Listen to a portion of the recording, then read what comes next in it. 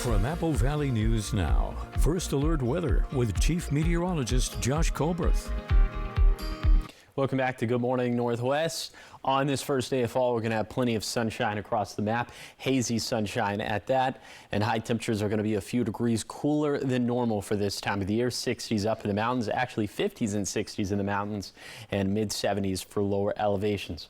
Wind gusts not going to be a factor for today, so that's going to be excellent news when it comes to getting the Labor Mountain fire reeled in. And then for tonight, clear skies when it comes to clouds for the most part, but still could have some haze up in the skies.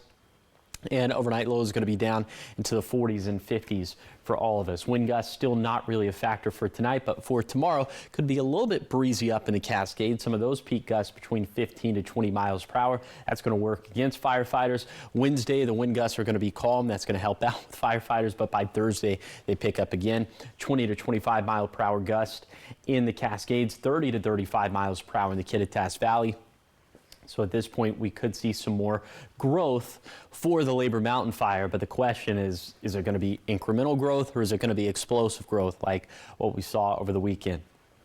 High temperatures going to ascend up through Wednesday and Thursday. At that point, will be about 5 degrees warmer than normal for this time of the year, mid 80s in the Tri-Cities. And then with the wind gusts picking up on Thursday, that's going to be associated with a cold front. That'll drop our high temperatures down into the upper 70s to low 80s for Friday and Saturday and Sunday. But it looks like we start to trend a little bit warmer at that point. So bottom line for the forecast is that it's going to stay mostly dry and pretty warm at that. Let's talk about those rain chances. Little rain chances in the Cascades for Friday and Saturday. Some of that could maybe slip down into the valleys for Sunday, but no real widespread rainfall in the forecast over this next week. We need that big rainfall, that big wetting rain to put fire season to bed. We just haven't seen it yet this September.